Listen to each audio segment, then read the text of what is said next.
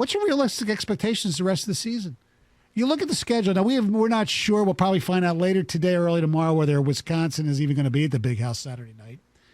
So, if so, I wouldn't assume Michigan would win the game because Wisconsin's better and they have all this pent-up energy. They haven't played in so long.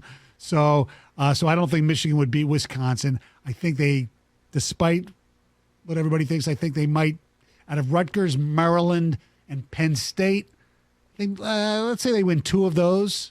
I think that's it, though, right? Am I missing another game somewhere? Nope. Okay. So, and Michigan State, if Maryland is legit because of the way they beat Penn State in Happy Valley yesterday, they've already lost to Rutgers. Northwestern seems to be pretty good. And Michigan State has to still play Penn State and Ohio State back-to-back. I'm not being crass here. There's a good chance Michigan State won't win another game.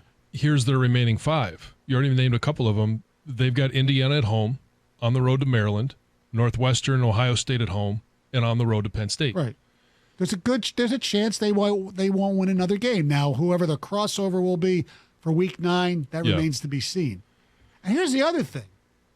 For Michigan fans, and I know it doesn't mean everything, it's just projections. Jerry Palm of CBSSports.com and ESPN.com's projections of bowl games, there will be none for Michigan if those projections hold up. Mm-hmm. Well, at least Harbaugh won't lose a bowl game. No, and at least they're for the game in East Lansing or the game in Ann Arbor against the Michigan State Spartans, there weren't 110,000 witnesses to that game, and there wasn't the ability in Bloomington to rush the field like we saw in South Bend. So there are some positives we can take out of the year, but. And what makes it worse is because all of these teams are now playing, every conference is back up and playing except for like Ivy League and some of those. Right.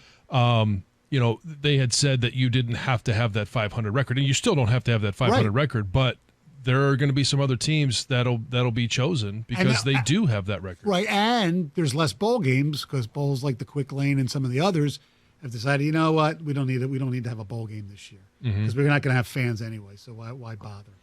Yeah, there's a number of those games, so there's going to be less opportunity, and it'll be disappointing. I remember when Rich Rod didn't go to a bowl game, and it was the first time in, I think it was 32, 33 years. Oh, his first year. They didn't go his second year either. No, but it was third year.